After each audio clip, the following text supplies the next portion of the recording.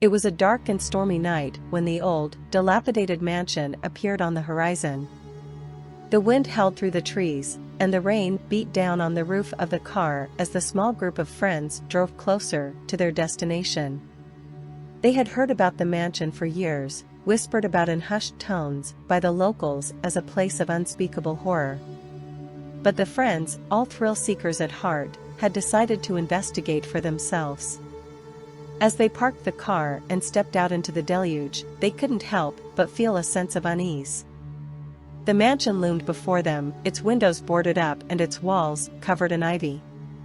But it was the silence that was truly eerie. Not a single sound could be heard above the roar of the storm. The friends made their way inside, their footsteps echoing through the empty halls. The air was musty and thick with the smell of decay, and cobwebs clung to every surface. They searched room after room, but the mansion seemed to be abandoned. Just as they were about to give up and leave, they heard a noise coming from the basement.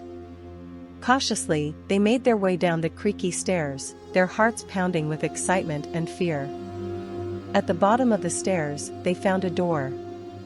It was old and rusted, but it seemed to be the source of the noise. Without hesitation, they opened it. What they saw was beyond their worst nightmares. The basement was filled with rotting corpses, their eyes wide open in terror. And in the corner of the room, a figure stood shrouded in shadows. The friends tried to run, but the figure was too fast. It chased them through the mansion, its laughter echoing through the halls as it hunted them down one by one. They never made it out of that mansion alive. Some say that on stormy nights, you can still hear their screams coming from the basement. But no one ever goes to investigate, for fear of what they might find. The last surviving member of the group, a young woman named Sarah, was trapped in one of the upstairs rooms. She could hear the figure's footsteps getting closer and closer, and she knew that her time was running out. Desperate, Sarah searched the room for a weapon, anything to defend herself. She found an old fireplace poker in the corner, and she brandished it like a weapon as the figure entered the room.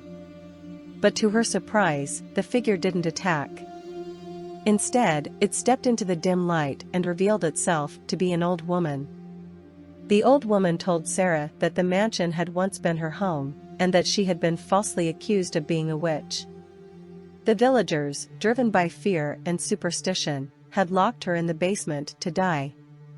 But she had survived, and had been living in the mansion ever since, taking her revenge on anyone who dared to enter her home. But now, the old woman was tired and ready to rest.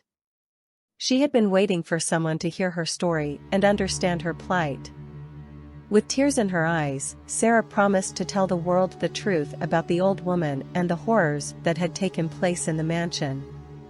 The old woman smiled and closed her eyes, and as she passed away, the storm outside suddenly stopped, and the sun came out. Sarah walked out of the mansion, the old woman's story heavy on her mind, knowing that the horrors of the past will always haunt her. But she also knew that it was important to tell the truth and set the record straight, so that the old woman's spirit could finally rest in peace.